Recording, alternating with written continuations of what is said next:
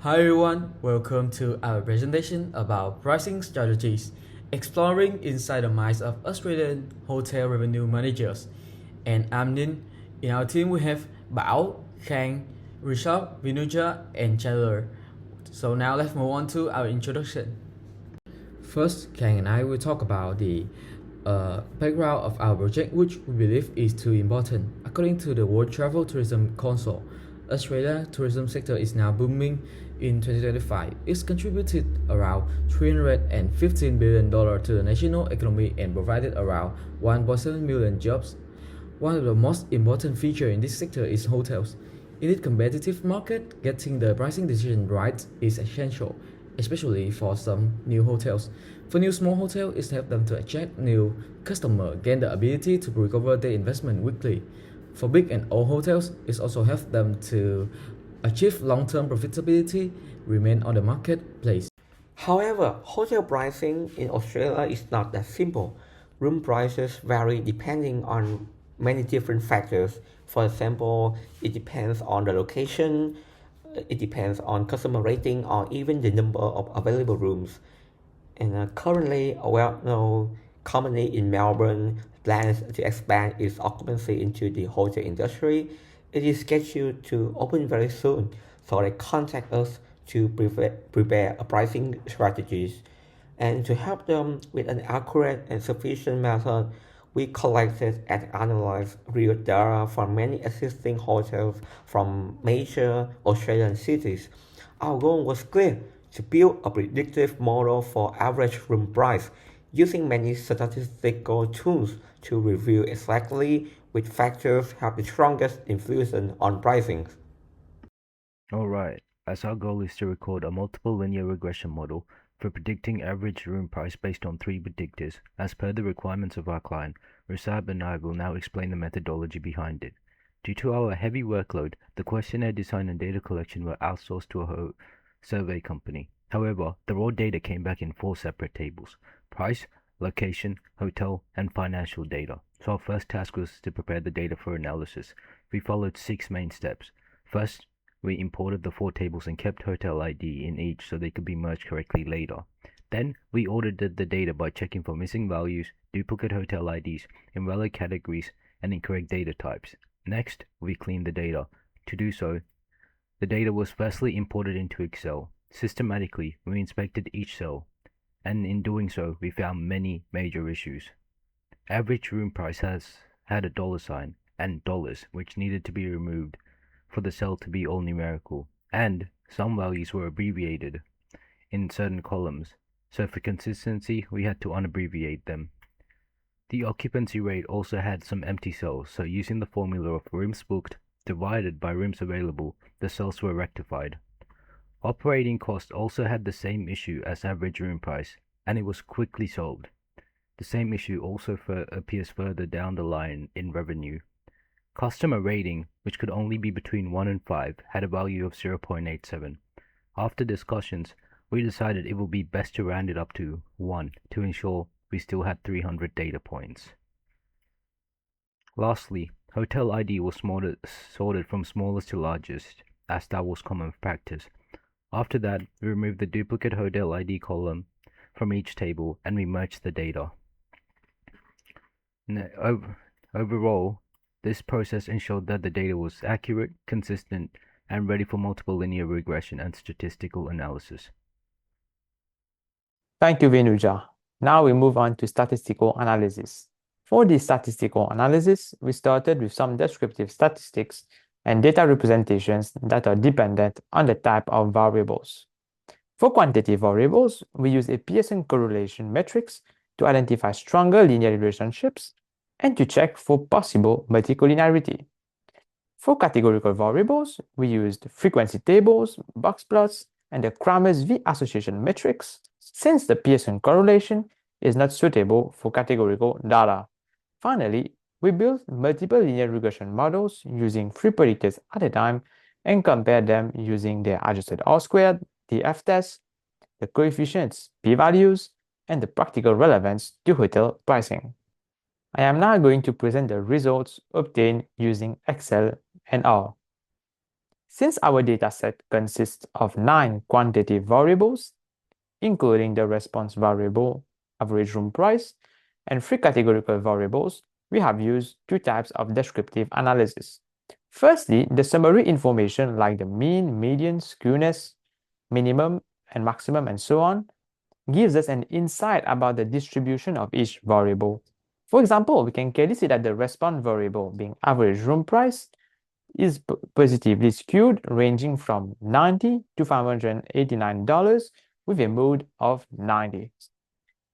If we consider the predictor, customer rating, it has a left skewed distribution ranging from 1 to 499. Also, on considering its median, it is 3.97, which is practically 4, which tells us that 50% of our data are clustered between the ratings of 4 and 5. Now we move on to the categorical variables. Each coded categorical predictor is represented using frequency and percentages. For example, we can see that 78.3% and 84.7% of hotels in our dataset are not located in waterfront and airport regions, respectively. Now we move on to the scatter diagrams that we have built. The scatter plots helped us look at the pairwise relationship between the average room price and the quantitative predictors.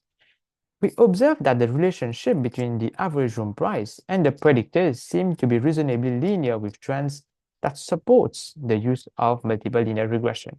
For instance, we observed some positive trends with predictive intervals between average room price and revenue, as well as operational costs, which seem to be important predictors. Also, we noticed some dense clustering of data for customer rating in the range of 3 to 5, as previously highlighted. Here we get a better overview of the distribution of our quantitative variables where skewness and potential outliers are observed. For instance, the operating cost distribution seems to be approximately symmetric, but has some subsequent outliers suggesting that we have to be cautious on using this variable. Interestingly, we constructed the box plots and the bar charts for average room price against each coded categorical variable with level 0 or 1. As an illustration, there is a clear-cut demarcation of the average room price between hotels found in waterfront region or not. At the same time, the bar chart highlights that we have fewer hotels in the waterfront region. Waterfront could be an important driver for average room price in our multiple linear regression model. Now we move on to correlation matrices.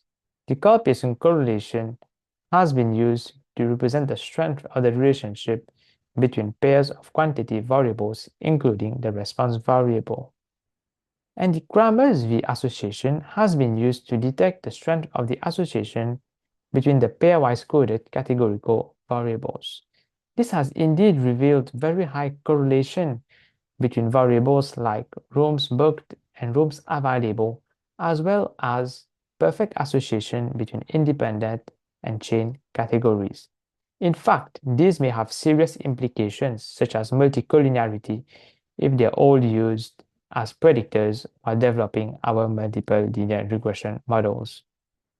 All right, now we have used Excel's data analysis toolpack to build our MLR models. As an example here, we have developed a statistically significant model using predictors such as rooms available, customer rating, and waterfront as supported by our ANOVA table. From the beta coefficient summary, we note that customer rating and waterfront are statistically significant predictors, unlike rooms available at the 5% significance level. However, the latter could be considered statistically significant if we could afford a 10% significance level. Here, the metric adjusted R-square shows that 65.1% of variability in the average room price could be explained by these 3 predictors. Once we are satisfied with our model, we can use it for predictions or estimations using our fitted model. Now I pass on to Tom to continue the results section. Thank you. Thanks, Rishabh. So let's move on to how we approach the regression models. So in this step, each of us selected three variables which we believe are important to build our regression model. For Ken, he chose two numerical variables which are customer rating and operating costs, beside with a categorical variable which is the tourist zone waterfront. One means yes. For Nin, he selected customer rating and occupancy rate and chain affiliation. One means yes. Richard is quite similar with Ken. He selected rooms available, customer rating, and zone waterfront. About Chandler, he focused on the location of hotels, which are city, one means from Melbourne, and tourist zone, one means airport, and customer cost. But I selected customer rating, operating cost, and chain affiliation, one means no. And for Venusia, he chose revenue, room book, and because he wanted to specify which zones have the most different room price, so he split the tourist zone variable into three different predictors, which are shown here. On the screen now is the result of our models. We shorten them and report only the coefficient p-values and the confidence interval, which is 95%. And except for the fifth model, the remaining models still have most predictors of statistical significance. And in the next step, we compare the adjusted R-square between each model to find out which one is the most trustful. And as you can see here, we chose the sixth model to be the best one because it has a higher adjusted R-square. In other words, strongest matrix. So let's have a further look here. There are two plots of coefficients of two numeric variables in the model. The coefficient of revenue is quite low and positive, which is about 0.005, and whether that of room book is lower, and in a negative effect, which is 1.221. About the tourist zone, by looking at the summarized bar plots here, we can conclude that hotels which are located in waterfront have the highest average room price compared with other zones in a dataset, and this effect is significant. So I will move the part for Chandler and Bao to the discussion part. Okay, let's talk about the discussion part. Our group's main interpretation is that the average room price is not determined by one single factor, and based on our strongest model, which explains around 77% of the variation in average room price, we found that the room price was influenced by a combination of locations, operating cost, customer ratings, and among all the factors, the hotel demand and its location seems to be especially important. In real-world context, the hotel can use this model as a useful reference to find out the most competitive variable instead of rely on their personal experience. For existing hotels, this model can help them to adjust their room price. And for the new hotels, they can use this information to help with the room price decision. However, hotels should not use this model as their only decision-making tool, because the price decisions may also depend on other factors which were not included in this existing model. And now let Tom explain the limitations furtherly. Right, thank you, Chandler. Okay, now about the limitation and recommendations of our project. As model 6 is our best model, which has 77% of adjusted R-square. This means that it can only explain 77% of the variable using this model. And it only using three variables, includes revenue, number of rooms booked, and the location to predicting the room price. So maybe if we could have used more predicting variables in the model, the adjusted R-square could have been more accurate, which means it could have been higher. Next, the regression model is completely based on 300 hotels. The data could have been more accurate if the hotels were included in the database. It would be able to reflect a greater range of data and give more accurate predictions on the room price. And last but not least, the model is only focusing on one time point. not reflecting the changes as the time varies or in seasonal time. For the record, hotel business is heavily based on the seasons. The price could be a lot different comparing from peak season to normal seasons, as the demand increases heavily as well. The room price is also likely to increase massively. For example, beach view hotels would get more benefits in the summer, as the demand for the hotel near beaches would be increased greatly, but maybe the hotels in the CBD zone would not get the benefit. And that's it for our presentation. Thank you for your time.